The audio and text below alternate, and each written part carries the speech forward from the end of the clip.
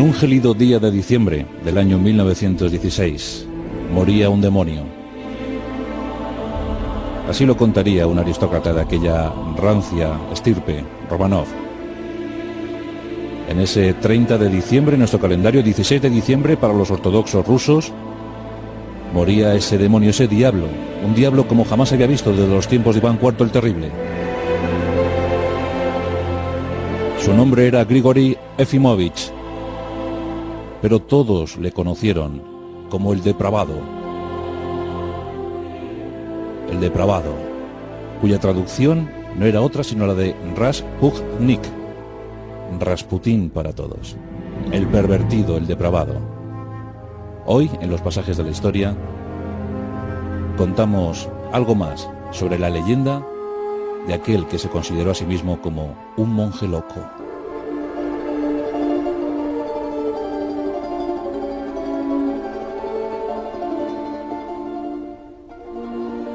Nos encontramos en el último tercio del siglo XIX, en la lejana Siberia occidental, una tierra pagana, desolada, una tierra olvidada.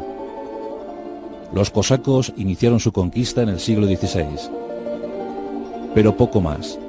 Siberia estaba a merced de la suerte, y en aquel terruño, en aquel inmenso terruño, crecieron personajes como Rasputín. En una aldea llamada Prokoskoe, hacia el año 1872, en esto es difícil siempre establecer una fecha, porque la vida de Rasputín está cubierta por la nebulosa. Unas biografías afirman que nació en torno a 1864, otros dirán en torno a 1871, pero las más nos cuentan que en torno a 1872, en Prokoskoe, nació Grigori Efimovich. Tiempos duros y salvajes. Los Romanov daban sus últimos coletazos. Curiosamente, la dinastía iniciada por aquel demonio, aquel bélico Iván IV, aquella dinastía fundada por los vikingos rus, pues aquella dinastía iba a ver sus últimos momentos, iba a dar sus últimos estertores, de la mano de otro ser maligno. Eso es al menos lo que contaba la aristocracia, el ejército, la sociedad en general. Todos veían Rasputín como al anticristo. En 1872 nacía en Prokoskoe y fue creciendo pues al socaire de los elementos, en contacto permanente con el campo, sin formación académica alguna. Un chico violento, un chico salvaje, decían, un chico que se tuvo que dedicar a ser cuatrero. Dicen al menos que se dedicó a ser cuatrero, que robaba caballos, que le gustaba mucho las orgías, gustaba de las mujeres, y que en ese estado semisalvaje se alistó a una secta, de las muchas que había por entonces en aquellos territorios perdidos del Imperio ruso. Sectas que se escapaban de la ortodoxia, de la más rancia y recta ortodoxia. Una secta oscura, una secta esotérica. Eran los Klisti, llamados así, porque eran flagelantes. Los Klisti estaban en contacto con los placeres de la tierra, los placeres terrenos. Llegarían a lo celestial, a la fe verdadera, a través del dolor. Los flagelantes. La secta se había adueñado de aquel territorio. Había pocos sacerdotes de la iglesia oficial rusa, y los Klisti dominaban Prokoskoe. A los Klisti, huelga comentar que les encantaba eso de las orgías, eso de entregarse a toda suerte de deidades, de placeres, toda suerte de celebraciones y fiestas tras los actos litúrgicos, donde daban rienda suelta a su cruel imaginación. El sadomasoquismo era una constante en la secta Klisti. Y Grigori era uno de sus más acérrimos seguidores. Con 20 años se casó en 1892 y tuvo hijas. 2, 3, nunca se sabrá bien cuántas hijas tuvo o cuántos hijos tuvo. Pero bueno, Un par de ellas sí que las podemos entender como oficiales. Grigori Efimovich se hizo líder de la secta Clisti en Brokoskoe. Sus andanzas daban mucho que hablar. El pueblo comentaba, el pueblo murmuraba. Hablaba de aquellas orgías, de aquellos actos acelerados que se producían tras las celebraciones litúrgicas que proclamaba Grigori. Aquel hombre salvaje, aquel hombre maleducado, violento, socarrón también, con ademanes grotescos. Cuando a alguien le caía bien le abrazaba hasta casi ahogarle. Cuando a alguien le caía mal recibía toda suerte de insultos. Grigori Efimovich estaba dando tanto que hablar que finalmente, cuando tenía apenas 30 años, fue expulsado. Recibió el exilio por parte de los gobernantes locales. Le expulsaron de su tierra ancestral, le expulsaron de su Siberia. Y aquí le tenemos, iniciando una suerte de peregrinación por buena parte del mundo eslavo. Cuentan que incluso llegó a Tierra Santa. Fueron 2 años donde ejerció como andarín, donde se le vio por las tierras griegas, las tierras eslavas y en Tierra Santa. Dicen que en esos 2 años fue acumulando conocimientos, porque lo cierto es que Rasputín tenía una mente prodigiosa.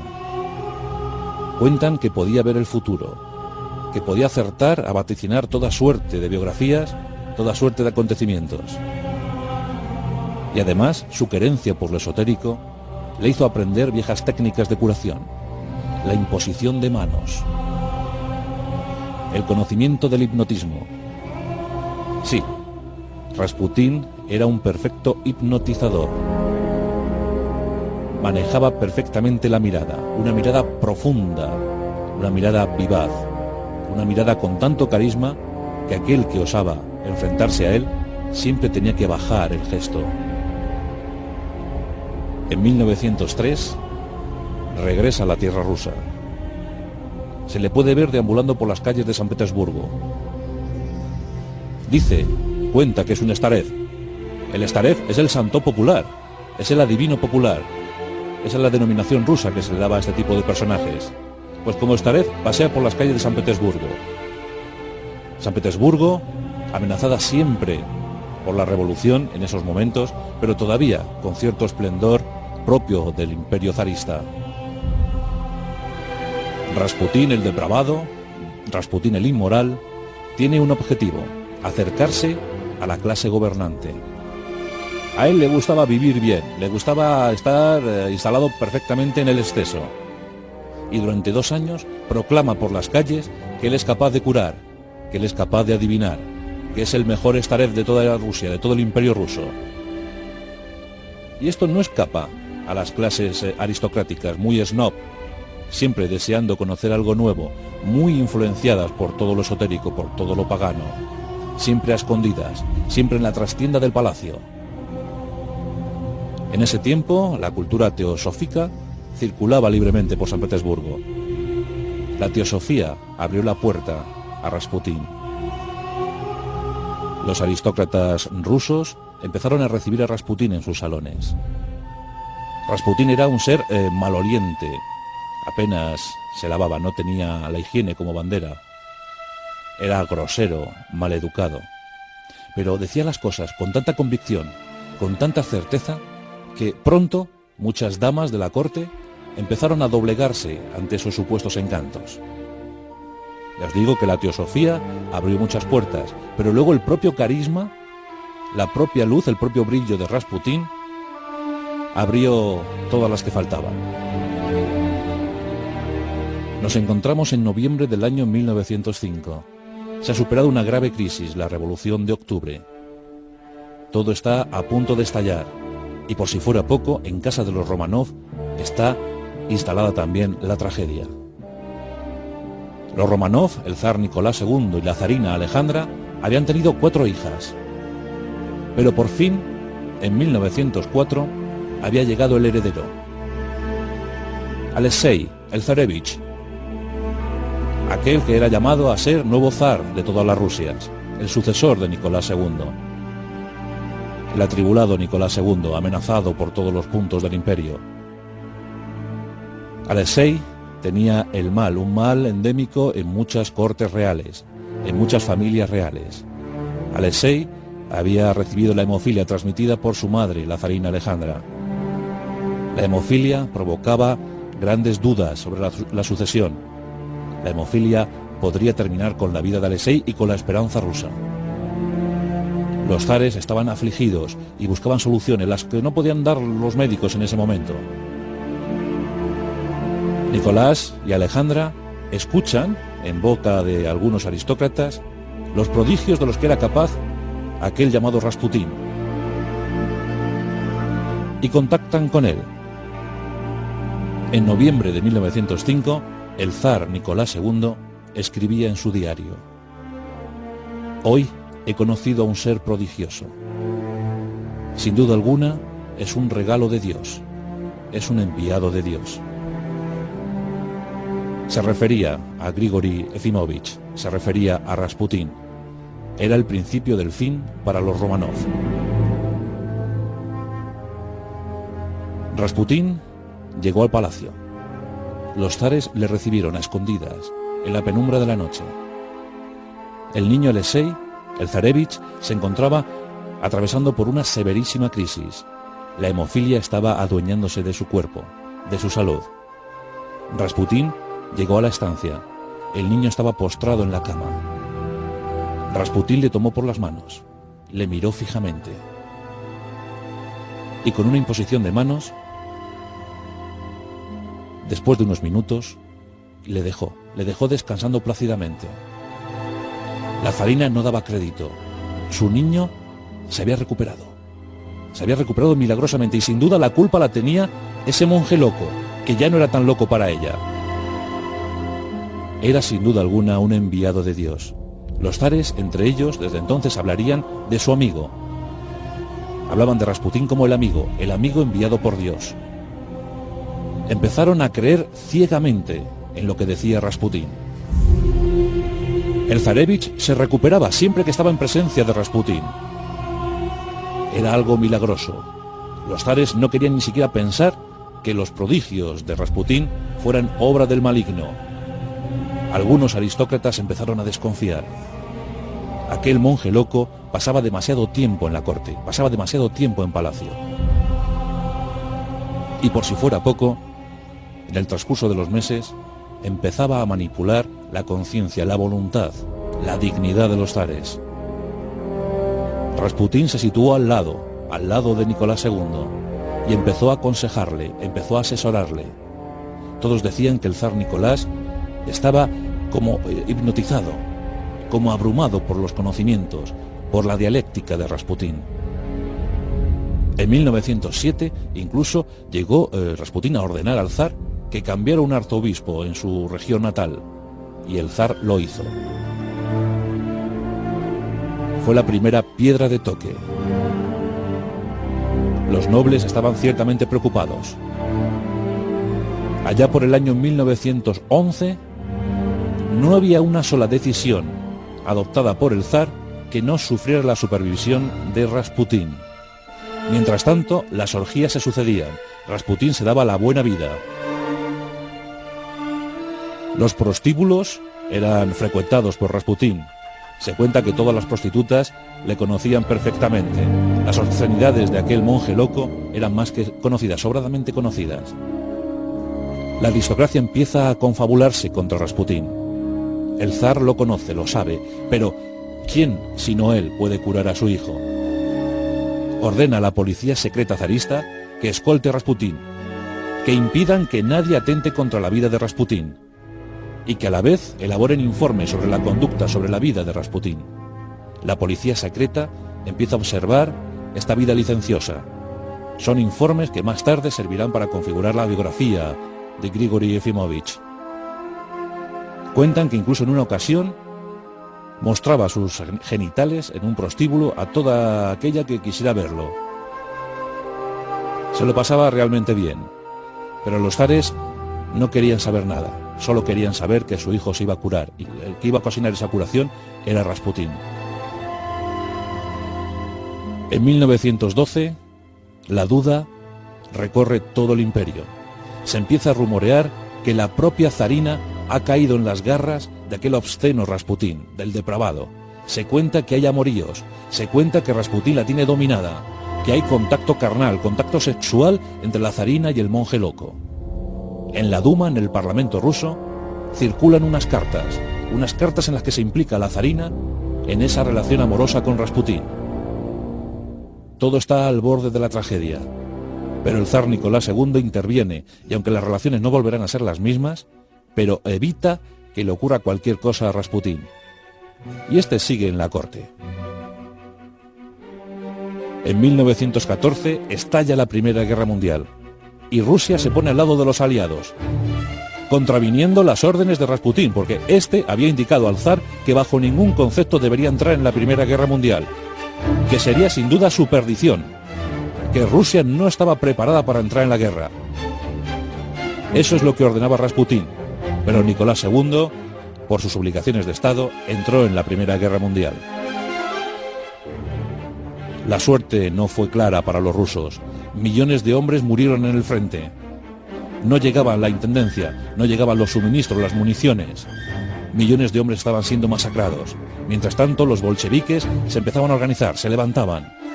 En 1915, el propio zar Nicolás II se pone al frente de las tropas, marcha al frente, marcha a la línea de combate, pero comete una terrible contradicción.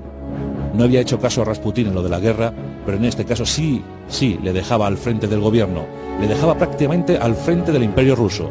El monje loco, el depravado, el perdido Rasputín, manejando los designios, manejando la vida del imperio ruso. Eso fue demasiado. El caos llegó al imperio. Puso en algunos departamentos, en algunos ministerios, a sus amigos. Puso a gente de escasa confianza, de escaso valor. Rasputín estaba viviendo su mejor momento, un momento de plenitud, de apogeo. Pero los militares ya no lo pudieron soportar. Todos querían matar a Rasputín. Únicamente le defendía la policía secreta zarista. En 1916 se empezó a preparar la conjura. Nos encontramos en el palacio del príncipe Félix Yusupov. En la noche del 29 al 30 de diciembre de 1916, en el calendario ruso, el 16 de diciembre. El príncipe Félix Yusupov y un buen número de conjurados, entre los que estaba incluso algún Romanov, preparan la muerte de Grigori Efimovich, preparan la muerte de Rasputín. Él asimismo se pensaba o se creía inmortal, que nada le podía hacer daño. Incluso había advertido al zar Nicolás II: si yo muero, tú serás el siguiente. Si algo me pasa a mí, tu familia caerá detrás. Debes conservar la vida de Rasputín, de lo contrario los Romanov caerán, se verán perdidos. Félix Yusupov, el príncipe Félix Yusupov, había pensado otra cosa. Invitó a Rasputín a su palacio, le invitó a una fiesta. Y este confiado acudió a ella. Félix Yusupov esparció cianuro en una bandeja de pasteles y en abundante vino. Durante horas, Rasputín estuvo bebiendo vino, era un alcohólico consumado, bebiendo vino y comiendo los pasteles con voracidad extrema. Comió, pero el cianuro parecía no hacer efecto. Parecía que no iba a caer, que no le pasaba nada, que no moría. En la planta superior, los conjurados estaban tensos, temerosos, también en ese temor de pensar que el esotérico Rasputín les pudiera hacer algún daño. Finalmente Yusupov no pudo más. Se acercó a Rasputín, sacó su pistola y le disparó en el pecho. Rasputín cayó al suelo, se movía entre estertores, entre lamentaciones. Yusupov subió corriendo al piso de arriba y dijo lo que había hecho. Cuando bajaron todos, contemplaron horrorizados que el cuerpo de Rasputín no estaba allí en la estancia, no estaba en la sala. ¿Dónde estaba Rasputín? ¿Dónde demonios, dónde infiernos estaba Rasputín? No tardaron mucho en localizarle. Arrastrándose, tambaleándose, caminaba por los jardines de aquel palacio. Yusupov, preso de la ira, preso del pánico acaso, cogió la pistola de nuevo y descargó todo el contenido sobre el cuerpo de Rasputín.